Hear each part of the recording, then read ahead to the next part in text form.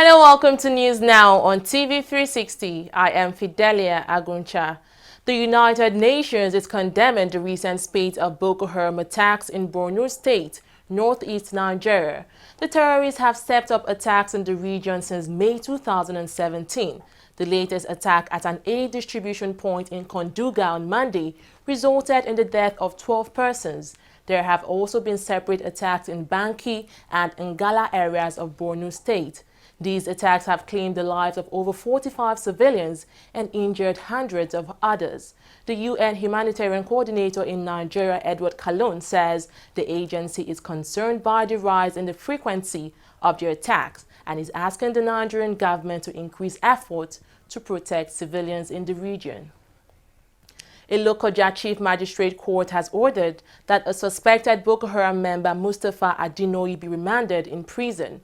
Adinoyi was arraigned before the court for alleged involvement in terrorist activities and illegal possession of firearms. He was arrested following intelligence reports by a joint team of the Nigerian Army and the State Security Service. According to the prosecution, analysis of the handset and SIM card of the accused further revealed he had several meetings with one Dauda Momo, also known as General, a Boko Haram commander on the wanted list of the SSS. The Nigerian Customs Service says it has discovered another cache of arms illegally imported into the country. According to the NCS, a total of 457 pump-action rifles were discovered in a container in Lagos State. The discovery comes a week after the Commission uncovered a container loaded with 1,100 pump-action rifles at a Tinkan Island port in Lagos. This is the fourth time this year the service will be intercepting firearms, all allegedly imported from Turkey. Nigeria Customs Service, the Commission has impounded 18 exotic vehicles suspected to be smuggled into the country. The vehicles were displayed for sale by an auto dealer in the Central Business District of the nation's capital, Abuja. The Comptroller General of the service, Hamid Ali, disclosed this while speaking on the gains of the anti-smuggling operation by the Nigerian Customs Service.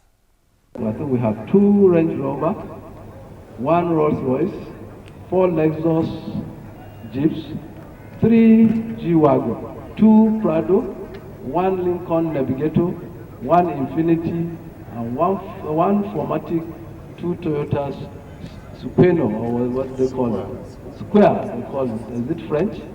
Square, and 1 Toyota Camry. These are vehicles we picked up based on intelligence, based on information, and based on the fact that we tracked other vehicles that were smuggled, that were brought into the same warehouse. And that gave us the impetus to now effect Section 147, and then we discovered that these vehicles have no papers. We are carrying out this action under the powers of Section 147 of Customs and Excise Management Act, Cap 45, Laws of the Federation of Nigeria, 2004. This section gives custom officers the powers to enter any premises without warrant. We are the only law enforcement that is given the right to enter any premises without warrant. Once we have a reasonable suspicion that smuggled goods are being stored there. So it is this law that we rely upon in getting into these premises. The Nigerian Air Force has deployed some of its jets in support of the military's operation in the southeast region of the country. The operation, tagged Python Dance 2, is targeted at reducing the crime rate in the region. The Air Force will now join the Army in the operation, which commenced on Saturday, 16th of September 2017. According to a statement from the Air Force, the deployment is to provide the necessary air cover to the ground troops to enhance overall operational cohesion and efficiency. The Minister of Labour, Chris Ngige, on Wednesday met with the leadership of the United Labour Congress over its ongoing strike action. The union on Monday embarked on an indefinite strike action to protest the government's refusal to recognize it as a labor union, among other demands. The minister had described the union strike action as illegal, but has now made a U-turn to meet with them and address their demands. We now had an agreement that an enlarged meeting will take place next week.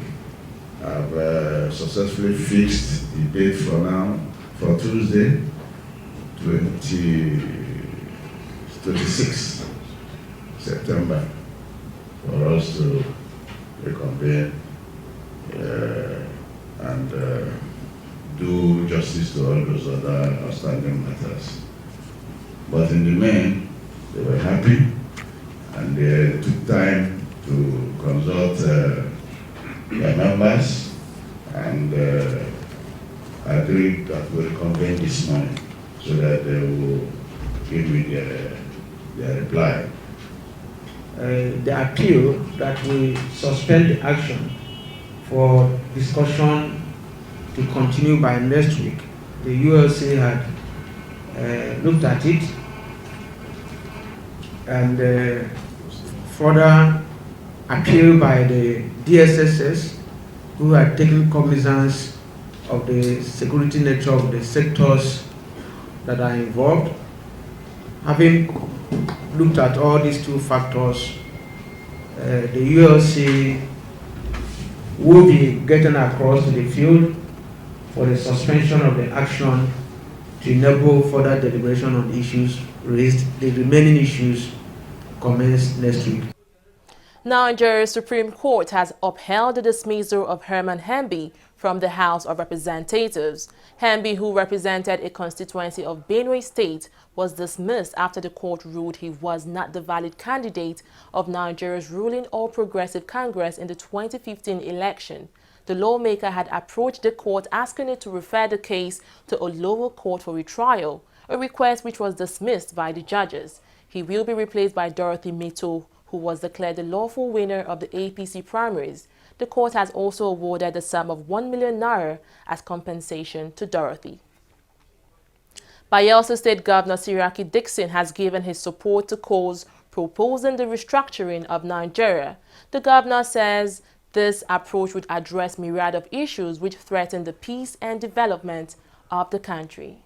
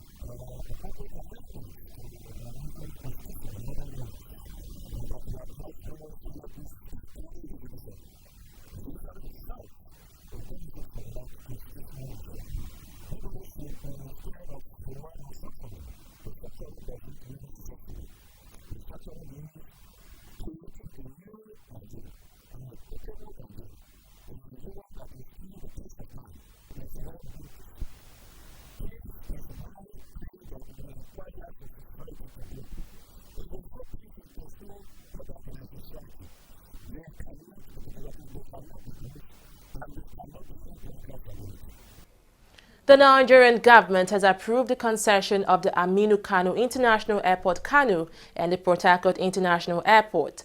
Minister of State for Aviation Hadi Sirika made this known while speaking on the certification of Nigerian airports at the ministry's headquarters in Abuja. A concession is an agreement where an entity is given the right to run a business that belongs to another entity. The Federal Executive Council approved the concession of the airport on September 11, 2017. The Lagos State government has renovated the Ojota Motor Park for interstate buses operating in the state. This comes as a 7-day ultimatum issued by the government to operators of the buses expired on Wednesday. The state government had assured the park is ready to accommodate the interstate transporters currently operating from Djibowu and Yaba axis. TV360 takes a look at how set the new park is to host the interstate buses.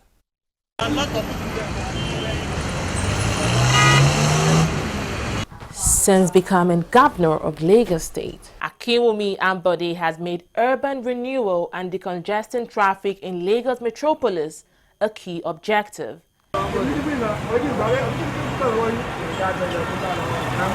As part of government policy to ease the flow of traffic, interstate vehicles coming into Lagos has been ordered to restrict their operation to Berger and Ojota.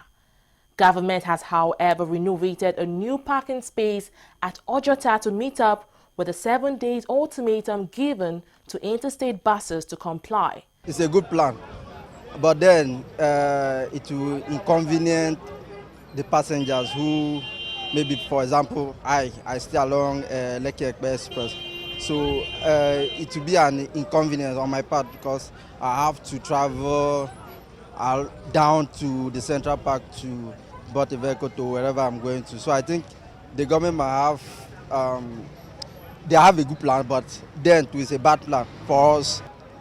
If you are making all the travelers, I mean those people going out of the states to other states, to head towards one direction, I mean Ojota, talking about Ojota, people coming from Pangrove, people coming from Alakuko, Abulegba, Yanokpaja, people coming from Mafulukun, all heading towards one direction, which is Ojota, because they are going out of the states, is going to create another traffic congestion. This is the new park, ready to accommodate transport buses going in and out of Lagos. But just how ready is this park? We are very, very compliant to the directive. You can see our readiness as directed by our state chairman in person of Chief Tajuddin Baduru Agbede, the state chairman. He came here, he have told us that we should be ready, so we are ready to welcome them. In a situation like this, security is one crucial issue that must be put in place to ensure safe trip for commuters.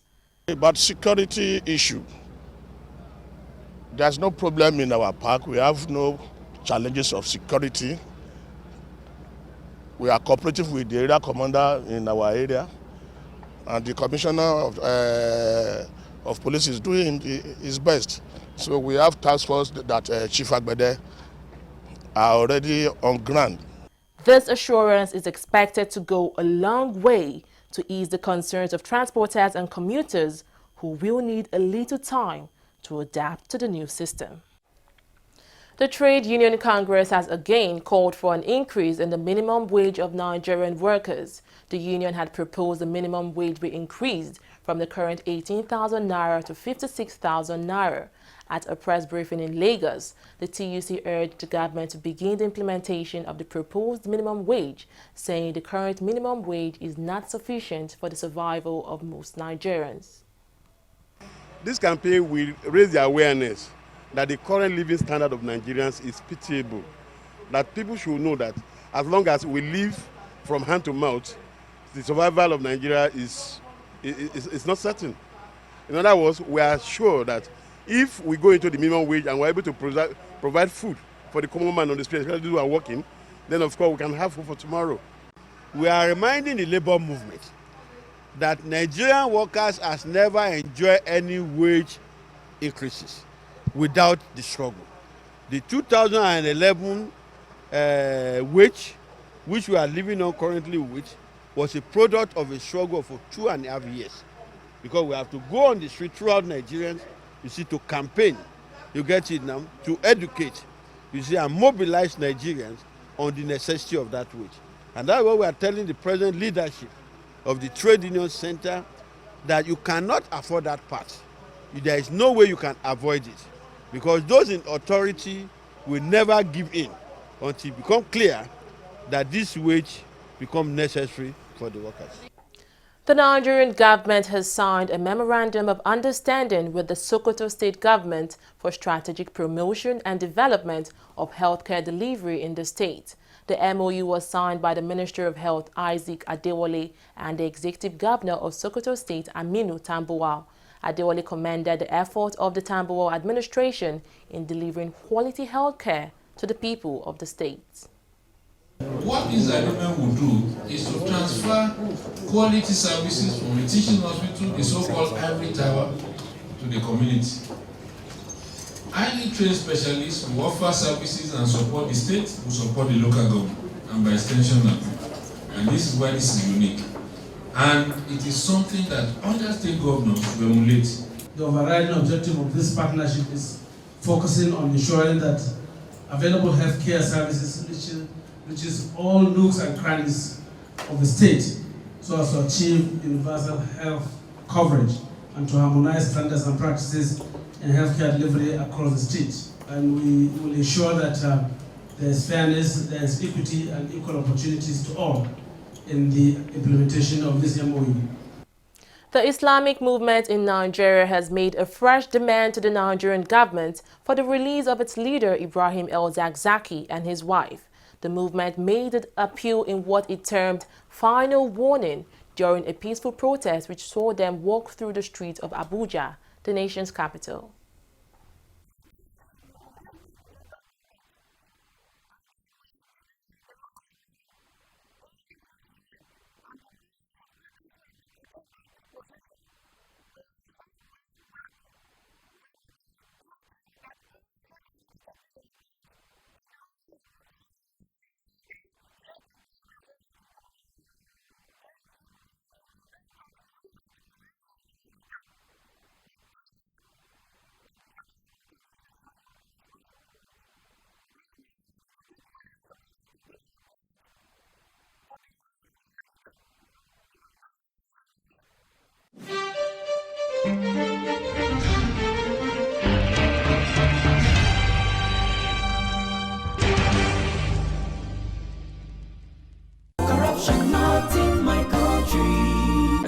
That was a very good business. Yeah. The furniture you brought was very perfect. But that's how we roll.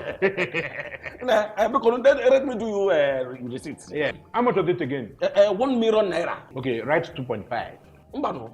The deal was for 1 million naira now. Okay, write 3 million. I'll give you 500. Oh no! I just do business like that now. Yeah. In that case, give me back my check. Let me go and look for someone that understand business. Take. Your loss. It is only for incorruptible customers. What are you talking?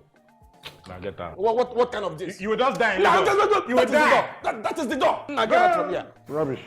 Look, my people, make una only add money for original invoice price. That's not corruption. Say no, not in my country. Corruption not in my country.